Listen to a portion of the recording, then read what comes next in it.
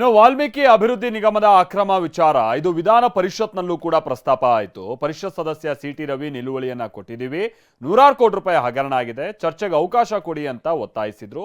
ಈ ವೇಳೆ ಆಡಳಿತ ಪಕ್ಷದ ಸದಸ್ಯ UB ವೆಂಕಟೇಶ್ ನಿಮ್ಮದು ಸಾವಿರಾರು ಕೋಟಿ ರೂಪಾಯಿ ಇದೆ ಅಂತ ಕೌಂಟರ್ ಕೊಟ್ಟಾಗ ಕೆಲ ಕಾಲ ಗದ್ದಲ ಉಂಟಾಯಿತು. ಮಾನ್ಯ ಸಭಾಪತಿಗಳೇ,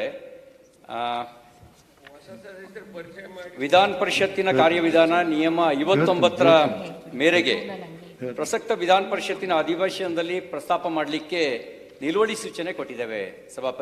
ಸಭಾಪತಿಗಳೇ, ನಾನು ಹೇಳ್ತೀನಿ ಕೂತ್ಕೊಳ್ಳಿ. ಅಲ್ಲ, ಏನು ನಿಲುವಳಿ ಸೂಚನೆ ಏನು ಅಂತ ಹೇಳ್ಬೇಕು. ನಿಮ್ದು ಏನೈತಿ ಗೊತ್ತೈತಿ ನನಗೆ, ನೀವು ಏನು ಕೊಟ್ಟಿರೋದು ನನಗೆ ಗೊತ್ತೈತಿ.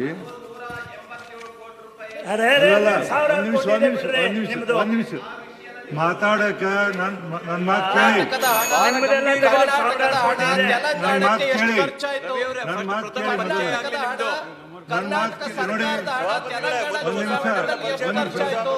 ನೋಡಿ ರವಿ ಅವರ, ನೀವು ಹಿಂದಿನ ರವಿ, ನಾನು ನಿಮ್ಗೇನು ಹೇಳ್ತೀನಂದ್ರೆ ರವಿಕುಮಾರ್ ನೋಡಿ, ಒಂದ್ ನಿಮಿಷ, ಇಲ್ಲೇ ಕೆಲವೊಂದು ನಿಯಮಗಳದಾವ.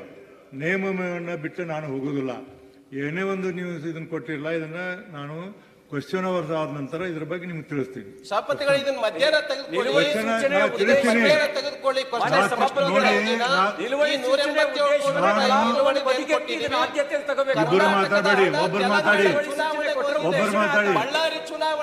ಇಬ್ಬರು ಮಾತಾಡಿ, ಇಬ್ಬರು ಮಾತಾಡಿ ಕಡ್ತಕ್ಕೆ ಹೋಗಿಲ್ಲ.